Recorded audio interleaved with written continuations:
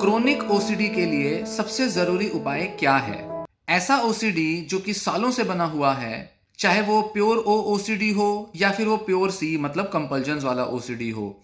दोनों तरह के ओसीडी कई मामलों में क्रोनिक नेचर के हो जाते हैं। मतलब सालों तक एक पेशेंट जो है वो अपने लक्षण एक्सपीरियंस करता रहता है। कुछ लोगों में तो एक ही थीम का ओसीडी बना रहता है, तो वहीं कुछ लोगों के अंदर थीम्स बदलती रहती हैं। तो पहले अगर रिलीजियस ओसीडी था, फिर बाद में कॉन्टेमिनेशन ओसीडी हुआ, तो फिर बाद में सेक्सुअल ओसीडी या फिर सेक्सुअल ओरिएंटेशन ओसीडी या फिर कोई चेकिंग या काउंटिंग का ओसीडी। तो अलग अलग टाइप के ओसीडीज लोग अक्सर एक्सपीरियंस कर लेते हैं। और बहुत से लोगों में देखा जाता है कि कुछ समय तक उनको एक टाइप का ओसीडी रहा, फिर वो थोड़े ठीक हो गए, फिर उसके बाद दूसरे टाइप का ओसीडी आया। तो क्रोनिक नेचर जो होता है ओसीडी का, वो अक्सर कई सारी थीम्स लेकर आता है। अब इसके लिए ईआरपी लगाई जा सकती है, मतलब एक्सपोजर एंड रिस्पॉन्स प्रिवेंशन, जो कि एक बिहेवियर थेरेपी होती है, जो कि इन अलग अलग टाइप के ओसीडी से दूर होने में मदद देती हैं। तो वहीं दवाइयां भी हेल्पफुल हो सकती हैं, पर बहुत से मामलों में दवाइयां जो हैं वो एक लिमिट के बाद असर लाना बंद कर देती हैं। कुछ लोग कहते हैं कि पहली बार जब ओसीडी हुआ था तो दवाइयों का असर आ गया, उसके बाद जो ओसीडीज आ रहे हैं उनमें दवाई असर नहीं कर रही।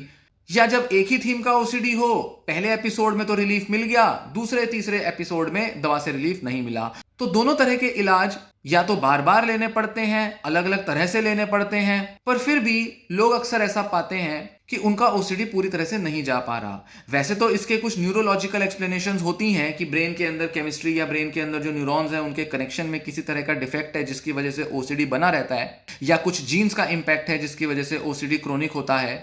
पर इसके कुछ साइकोलॉजिकल फैक्टर्स भी होते हैं।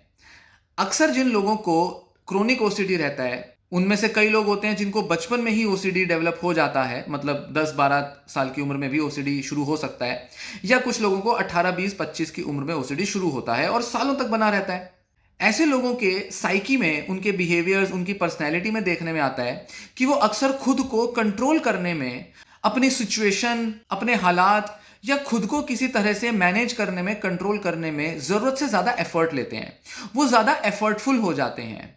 अगर हम उन लोगों को देखें जिनको ओसीडी नहीं है, तो क्या फर्क देखने में आएगा कि जिन लोगों को ओसीडी नहीं है, ऐसा नहीं है कि बस वो नेगेटिव नहीं सोचते या उनको सिर्फ ऑब्सेशंस कंपल्जन्स का इशू नहीं है, या वो अपने अंदर नेगेटिव थॉट्स को बहुत पॉजिटिवली ले लेते हैं, आने देते हैं। ये बात ठीक है कि अपने अंदर वो इंट्रूसिव थॉट्स को, अनवांटेड थॉट्स को एक्सेप्ट कर लेते हैं। उनके अंदर, ब्रेन के अंदर नेचुरली वो फिल्टर्स एग्जिस्ट करते हैं जिसकी वजह से वो गंदी थॉट्स को अवॉइड कर देते हैं।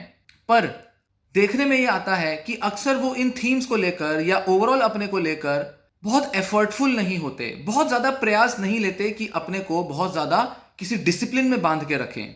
तो ओसीडी के पेशेंट्स जो होते हैं, जैसे मान लीजिए किसी को रिलीजियस ओसीडी है, तो वो अपनी रिलीजियस रिचुअल्स और प्रैक्टिसेस को लेकर बहुत ज्यादा स्ट्रिक्ट डिसिप्लिन क्रिएट करने की कोशिश करेगा।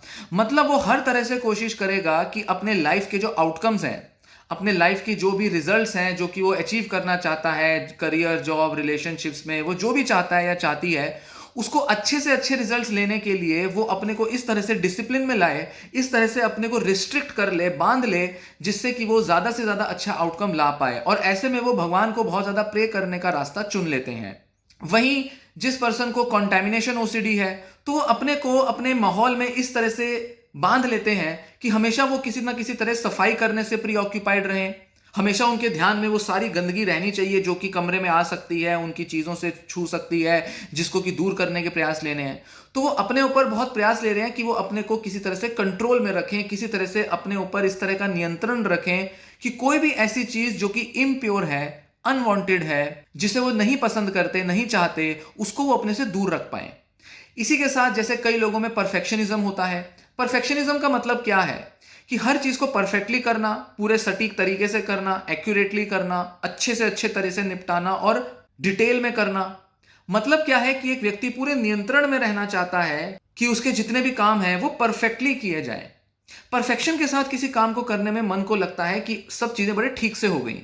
ठीक से हो गई मतलब चीजों को बड़ा ऑर्गेनाइज कर लिया, बड़ा फिट कर लिया। तो अपने ऊपर किसी तरह का कंट्रोल रखना, एफर्टफुल रहना, एफर्टलेस ना रहना, चीजों को इजीली या लाइटली ना लेना, चीजों पर बहुत प्रेशर लेना, जिम्मेदारियों पर, टास्क पर, लाइफ के कुछ आउटकम्स को लेकर बहुत ज्यादा प्रेशर लेना, ये कहीं ना कहीं ओसीडी की जड़ में होता है, जो कि एक साइकोलॉजिकल ट्रेट है। जैसे मान लीजिए बहुत अच्छे से पढ़ाई करनी है तो सुबह से शाम तक डिसिप्लिन रखेंगे, पढ़ाई के तरीकों में नए नए एक्सपेरिमेंट करते रहेंगे, मेमोरी पावर, कंसंट्रेशन पावर कैसे स्ट्रांग हो जाए इसके तरीके निकालेंगे। क्यों? क्योंकि वो अपने को एक स्ट्रिक्ट डिसिप्लिन में बनाकर रखना चाहते हैं।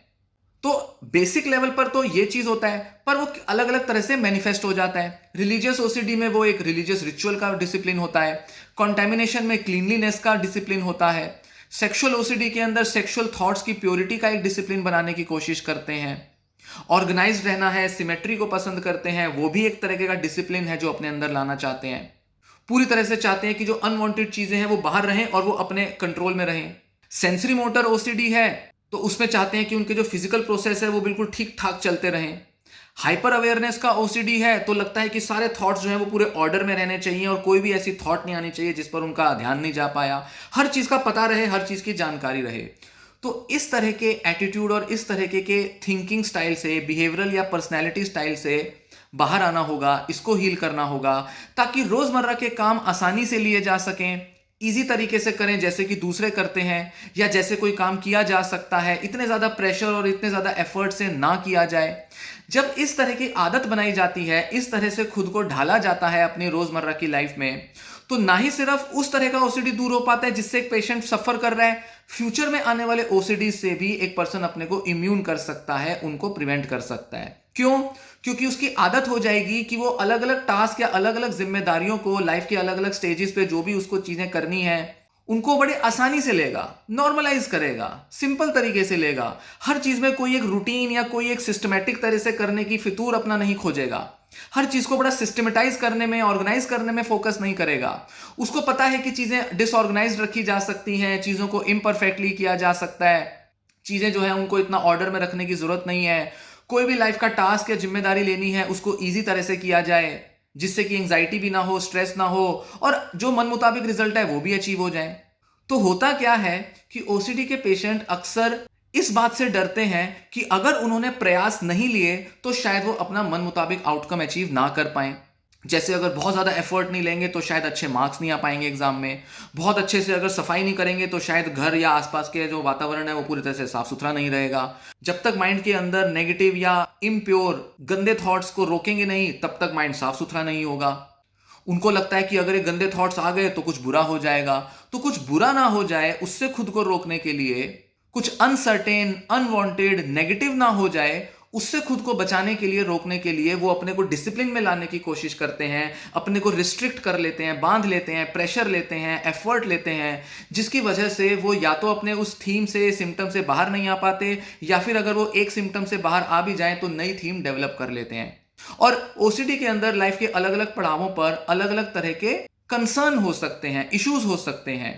जैसे मान लीजिए जब पढ़ाई कर रहे थे तो कंसंट्रेशन, मेमोरी का फितूर पकड़ सकता है, रिलीजियस ओसीडी पकड़ सकता है। जब थोड़ी सेक्सुअल थॉट्स दिमाग में आनी शुरू होती हैं तो सेक्सुअल ओसीडी पकड़ सकता है। फिर कहीं हेल्थ के बारे में कुछ पढ़ लिया तो हेल्थ एंजाइटी के कंसर्न्स आ सकते हैं।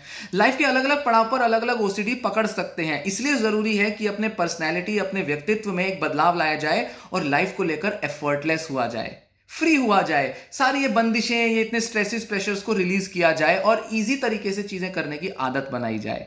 तभी क्रोनिक ओसीडी से पूरी तरह से निजात मिल सकती है, पूरी तरह से इसे दूर भगाया जा सकता है।